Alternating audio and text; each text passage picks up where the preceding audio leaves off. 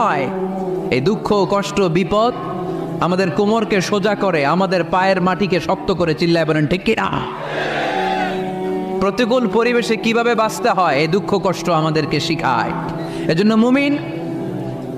মুমিন বান্দার বৈশিষ্ট্য হচ্ছে দুঃখ কষ্ট বেদনা জ্বালা এগুলোতে সে আপসেট হয় না, সে হাল ছেড়ে দেয় না, সে ভরসা রাখে একজনের উপর। চিল্লায় বলতে হবে তিনি কে? কারণ মুমিন জানে রাত্রি যত গভীর হয় অন্ধকার তমানিসা ভেদ করে সুবহে সাদিক হয়। মুমিন জানে গর্ভবতী নারীর পেটের ব্যথা যেই দিন বাড়তে থাকে ওই দিনই নতুন মেহমান আগমনের সময় ঘনাতে থাকে।